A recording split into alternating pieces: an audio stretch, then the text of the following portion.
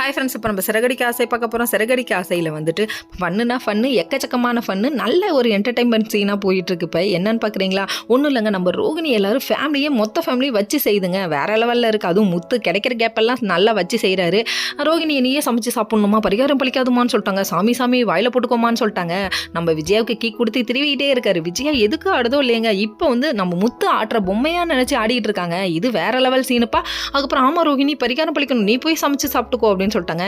போய் சமைக்க தெரியாது ஆன்ட்டின்னு சொன்னதுக்கு, இது கூடவா தெரியாது, நீ மலேசியாவிலேருந்து வந்திருந்தாலும் இது கூடவா சமைக்க தெரியாதுன்னு 2 இடி இடிக்கிறாங்க. இப்போ தெரியுதா மாமியார் குடும்பம்னா எப்படி இருக்கும்னு. நம்ம மீனா எவ்வளோ அனுபவிச்சிருக்காங்க, இப்போ அனுபவிங்க அப்படின்னு சொல்லிட்டு பார்க்க ஜாலியாக இருந்துச்சு எல்லாருக்கும்.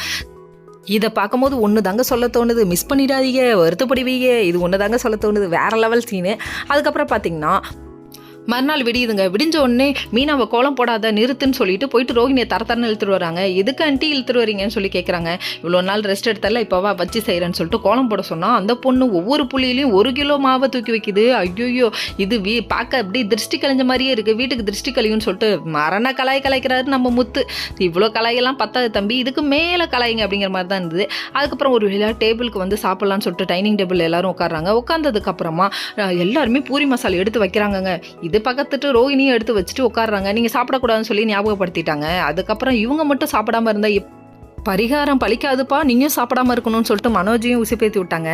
உடனே விஜயா இருந்துட்டு ஆமா நீயும் பட்னி காட்டாதா அப்படின்னு சொல்லிட்டு மனோஜை பட்னி போட்டாங்கப்பா. அவங்க பசி தாங்க மாட்டாங்க. அதுக்கப்புறம் நம்ம ரோகிணி கடுப்பாகி ஏஞ்சி போயிட்டாங்க. ஓகே ஃப்ரெண்ட்ஸ், நெக்ஸ்ட் வீடியோவில்